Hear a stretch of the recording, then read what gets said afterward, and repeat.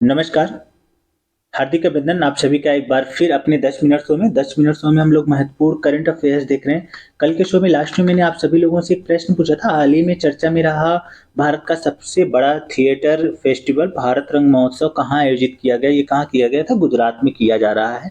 अब देख लेते हैं आज के शो का जो पहला जो प्रश्न है वो क्या कह रहा है। पहला प्रश्न कह रहा है कि निम्नलिखित में से किस पक्षी को अरुणाचल प्रदेश के मोनपा समूह के लोगों द्वारा छठे दलाई लामा जो त्सांग यांग ग्यात्सो के अवतार के रूप में पूजा की जाती है? चार विकल्प दे रहा है, कह रहे हैं हिम तीतर, हिमालयन मोलान, मोनाल, हिमालयन राम कोचर या फिर काली गर्दन वाला सारस। इसका सही उत्तर क्या है? चौथा विकल्प सही है, डी विकल्प सही है कि काली गर्दन वाला सारस को जो मोनपा समूह के लोग हैं वो क्या मानते हैं? जो छठे दलाई लामा है त्सांग यांग ग्यात्सो को उसका अवतार मानते हैं। इसके बारे में जो महत्वपूर्ण तथ्य है वो देख लेते हैं।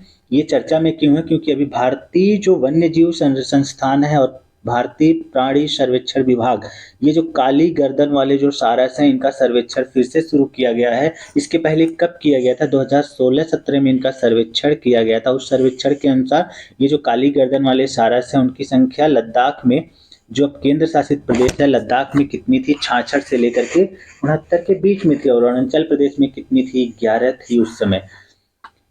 और ये जो काली गर्दन वाले जो सारस हैं, इसमें जो अरुणाचल प्रदेश में जो रहने वाले जो मोनपा समूह के जो लोग हैं, लगभग 1 लाख लोग हैं मोनपा समूह के लोग, इनके द्वारा क्या माना जाता है कि ये जो काली गर्दन वाले सारस है ये क्या है?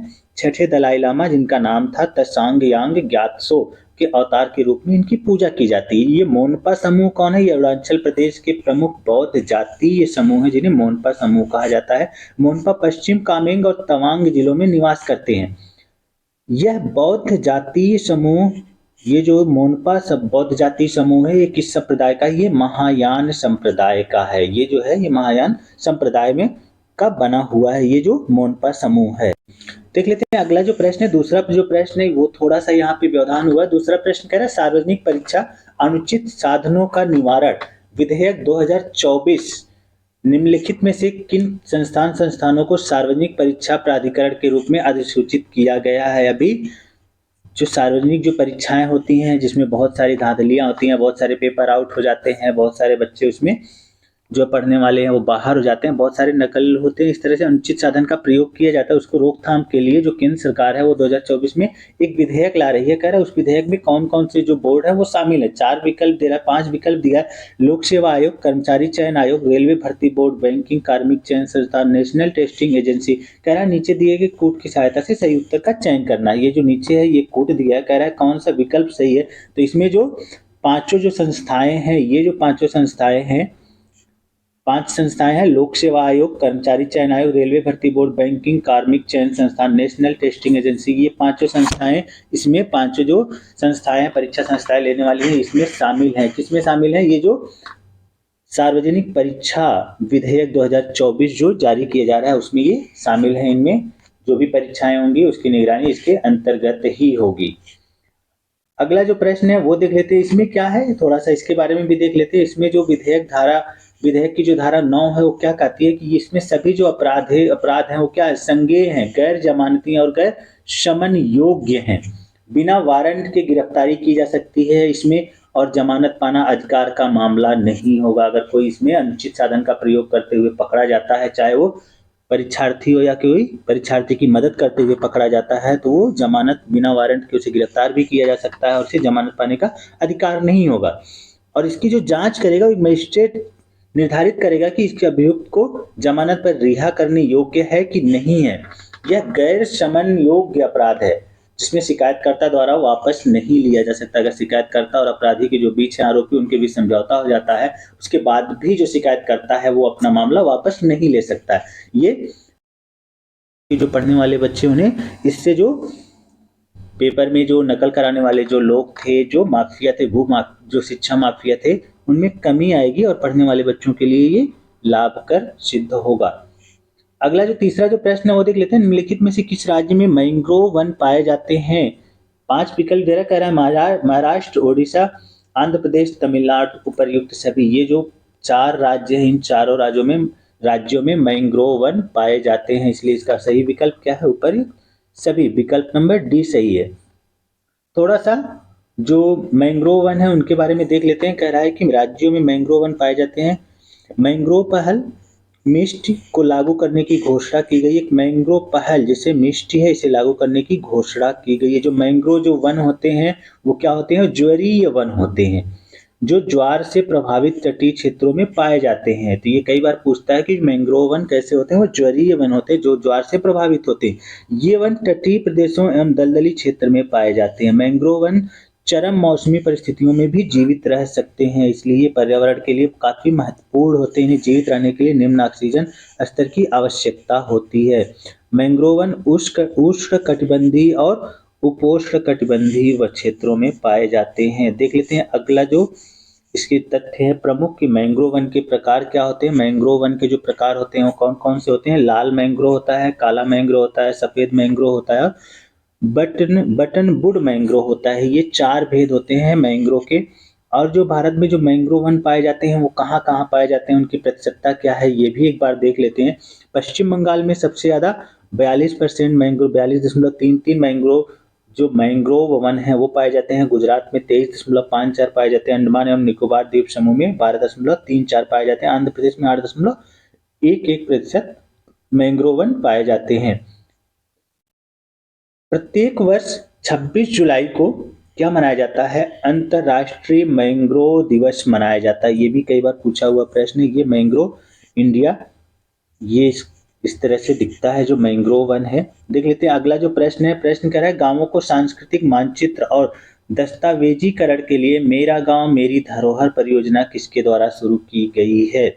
चार विकल्प दे रहा है। कह रहा है कि संस्कृति मंत्रालय, शिक्षा मंत्रालय, गृह मंत्रालय या परिवहन मंत्रालय। तो ये किसके द्वारा शुरू की गई, ये संस्कृति मंत्रालय द्वारा शुरू की गई। ये जो परियोजना है मेरा गांव मेरी धरोहर परियोजना एमजीएमडी किसके द्वारा शुरू की गई है, संस्कृत मंत्रालय द्वारा शुरू की गई है। ये है पूरा मेरा गांव मेरी धरोहर आजादी का अमृत महोत्सव के अंतर्गत ये संस्कृत मंत्रालय द्वारा शुरू की गई है। सहायता किसकी सहायता ऐसे संगठनों को दिया जाएगा जिसके पास संगठित प्रबंध का निकाय होगा। इन्हें वित्तीय सहायता कला और संस्कृत का प्रचार प्रसार करने के लिए दी जाएगी। जो ऐसे संस्थान होंगे जो इनके पास संगठित प्रबंधन का निकाय होगा उन्हें सहायता दी जाएगी। पांचवा जो प्रश्न है वो देख लेते हैं। कह रहा है कि हजारों साल पहले विलुप्त हो गए थे लेकिन पुनरावृत्त विकास के माध्यम से फिर प्रकट हो गए हैं। ये कौन सा है, ये तीन विकल्प दे रहा है। इनमें से कौन सा जानवर है जो हजारों साल पहले विलुप्त हो गया था लेकिन पुनरावृत्त विकास के माध्यम से वो फिर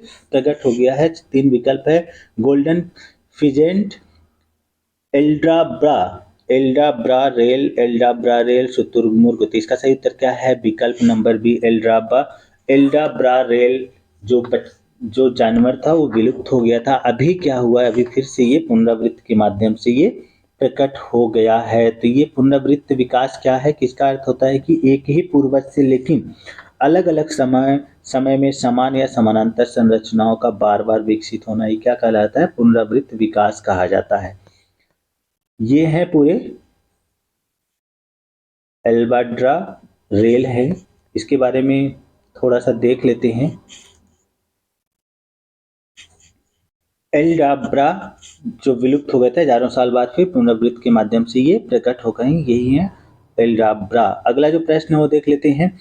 जल्लीकट्टू के बारे में निम्नलिखित कथनों पर विचार करना है कि चार विकल्प दिया है कि जल्लीकट्टू के बारे में कौन सा कथन सही है। कह रहा है ये केरल का पारंपरिक खेल है, ये कथन गलत है क्योंकि ये जो जल्लीकट्टू है ये केरल का पारंपरिक खेल नहीं है। ये कहाँ का पारंपरिक खेल है, ये तमिलनाडु राज्य का पारंपरिक खेल है।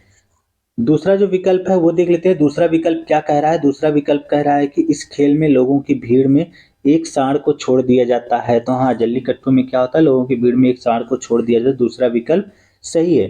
तीसरा जो विकल्प है वो क्या कह रहा है, तीसरा विकल्प कह रहा है कि खेल में प्रतिभागी सांड को नियंत्रण में लाने का प्रयास करते हैं। जो खेल में जो प्रतिभागी होते हैं वो क्या करते हैं, सांड को नियंत्रण में लाने का प्रयास करते हैं। अगर आप सभी ने कभी जल्लीकट्टू को देखा होगा तो ये ऐसी तरह से सांड को नियंत्रित किया जाता है जो प्रतिभागी होते हैं। तो दोनों विकल्प सही हैं। चौथा विकल्प क्या कह रहा है, इसे अक्टूबर महीने में खेला जाता है। ये अक्टूबर महीने में नहीं खेला जाता, ये जनवरी के महीने में खेला जाता है। इसलिए सही उत्तर क्या है, विकल्प नंबर 2 और 3, इसलिए बी विकल्प सही है। देख लेते हैं थोड़ा सा जो ये चर्चा में क्यों है? क्योंकि चर्चा में इसलिए है अभी जल्लीकट्टू इसलिए पूछा गया है क्योंकि जो मोहजूज और बुलबुल की जो लड़ाई परंपरा है उस पे जो पेट है जानवरों की जो संरक्षण करने वाली जो संस्था है उसने हाई कोर्ट में वहाँ पे केस दाखिल किया है कि नहीं ये जानवरों के साथ अत्याचार हो रहा है। इसलिए वहाँ पे जो पूर्वोत्तर भारत की जो संस्कृति है जो परंपरा है जो लंबे समय से चलती आ रही है तो इसलिए वहाँ पे ये चर्चा में है। जल्लीकट्टू हो गया या फिर मोहजूज या बुलबुल की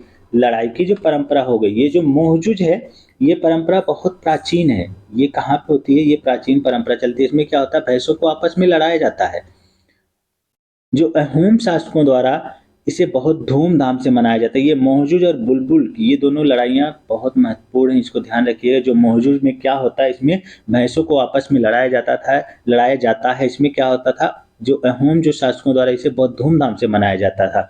ये माघ बिहू के दौरान असम के विभिन्न हिस्सों में आयोजित किया जाता है। ये जो मोहजूज है जब माघ बिहू चलता है असम में, आप जानते हैं कि जो बिहू है वो कहाँ का प्रसिद्ध पर्व है? वो असम का प्रसिद्ध पर्व है। तो उसी में जो माघ बिहू होता है उसमें ये मोहजुजू और बुलबुल की लड़ाई होती है। जब ये मोहजुजू का प्रारंभ किया जाता है तो इस लड़ाई का तो उसमें क्या होता है साकी दीपक जला करके और भगवान विष्णु को जो प्रसाद होता है जिसे जोराय चढ़ा करके, जोराय कहते हैं, जोराय चढ़ा करके इसकी शुरुआत की जाती है, इसे आयोजित किया जाता है। ये है मोहजुजू। इस तरह से वहाँ पे भैंसों को लड़ाया जाता है। यही है मोहजुजू पर्व जो कहाँ मनाया जाता है वो असम में मनाया जाता है। इसका आयोजन कहाँ पे होता है ये कई बार पूछा है। जो मोहजुजू का जो आयोजन है उसका सबसे बड़ा केंद्र कहाँ है? असम के नागांव जिले का अहतागुरी है।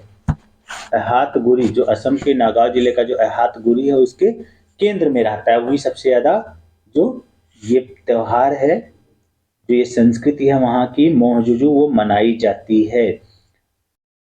गुवाहाटी से 30 किलोमीटर दूर हाजो में हयाग्रीव माधव जो मंदिर है, गुवाहाटी से 30 किलोमीटर, असम का जो गुवाहाटी उसे 30 किलोमीटर दूर एक हाजो जगह है। वहाँ पे हयाग्रीव माधव मंदिर में बुलबुल की लड़ाई का आकर्षण का एक प्रमुख केंद्र है। वहाँ पे बुलबुल की लड़ाई होती है और वहाँ पे क्या होते हैं इसके पहले हम लोगों ने जहाँ पे भैंसों की लड़ाई होती है उसे क्या कहा जाता है कि मोहजुजू कहा जाता है। मोहजुजू और बुलबुल की लड़ाई होती है। कहाँ पे होती है? असम में दोनों लड़ाइयाँ होती हैं, दोनों पर्व मनाए जाते हैं। बिहू कहाँ का पर्व है? बिहू असम का प्रमुख त्योहार है।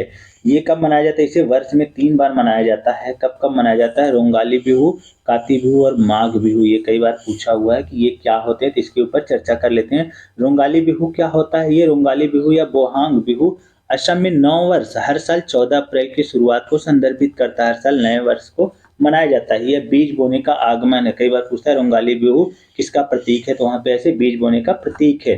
काती बिहू में क्या होता है? काती बिहू या कोंगाली बिहू मध्य अक्टूबर में शरतकालीन जो विषु के समय होता है उस समय मनाया जाता है। काती बिहू बुआई के मौसम को पूरा होने का प्रतीक है कि अब बुआई का मौसम पूरा हो गया। लहलहाते धान के खेतों में साकी मिट्टी के दीपक जलाए जाते हैं और प्रार्थना की जाती है कि किसानों को उच्च गुणवत्ता वाली फसल सुनिश्चित हो। ये कहाँ पे होती है? काती बिहू मनाया जाता है। कहाँ मनाया जाता है? असम में मनाया जाता है। माघ बिहू कब मनाया जाता है? माघ बिहू या भोगाली बिहू जो बहुत प्रसिद्ध है वहाँ पे सबसे ज्यादा जो बिहू के नाम से जाना जाता है वो कौन सा है? माघ बिहू या भोगाली बिहू जो मध्य जनवरी में मनाया जाता है। कहाँ पे? असम में।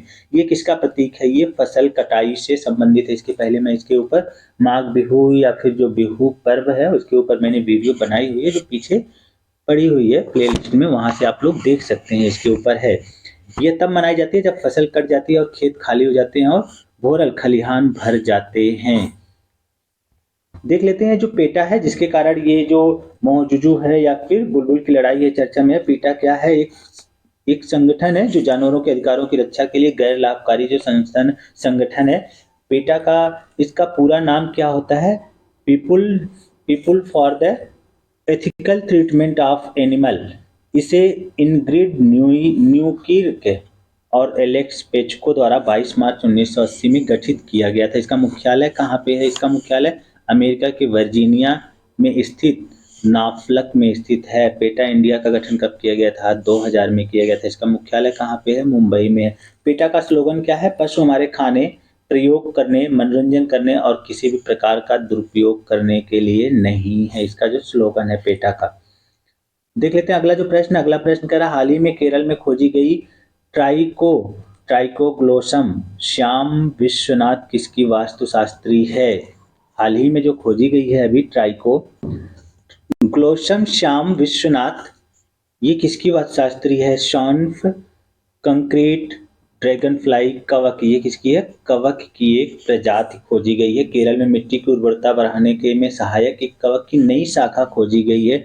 इसे सामान्यतः पृथ्वी पर बालों वाली पृथ्वी जीव कवक के रूप में जाना जाता है। कवक की एक नई प्रजाति क्या करती है? पौधों में उर्वरता को बढ़ाती है। ये पूरे कवक है जो पृथ्वी की जो मिट्टी की जो उर्वरता है उसको बढ़ाने में मदद करते हैं। देख लेते हैं अगला जो प्रश्न है। कह रहा है, अगला प्रश्न कह रहा है, हाल ही में भारतीय नौसेना ने 36 घंटों के भीतर सोमाली तट पर 2 समुद्री डकैती के प्रयास को विफल करने में जिस जहाज का प्रयोग किया वह जहाज कौन सा है? INS Virat, INS Vikrant, INS Sumitra, INS Arihant. तो कौन सा? आईएनएस सुमित्रा का जहाज का प्रयोग किया था। अब देख लेते हैं नौवां जो प्रश्न है। नौवां प्रश्न कह रहा है कि निम्नलिखित में से सही कथन है? तेलंगाना के सीतम्मा लोड्डी में मध्य पाषाण काल के शैल चित्रों को खोजा गया है। पहला जो विकल्प है वो सही है कि अभी हाल ही में आप लोगों ने देखा होगा तेलंगाना के सीतम्मा लोड्डी में मध्य पाषाण काल का शैल चित्र खोजा गया है। इस पर मानव की आकृतियों का चित्रण है। ये भी कथन सही है, वहां पे मानव की आकृतियों के चित्रण मिले हैं। पुरुष और महिला दोनों पंक्ति और गोल पैटर्न में समूह नृत्य कर रहे हैं, ये भी वहां पे मिले हैं। धनुष और तीर लिए व्यक्ति का चित्र मिला है, ये भी सही है। तो इसलिए 9वें का सही उत्तर क्या है? विकल्प नंबर डी सही है। ये वहां पे तेलंगाना में जो सीतम्मा जो लुड्डी है वहां पे खोजा गया मध्य पाषाण काल के शैल चित्रों की खोज की गई है।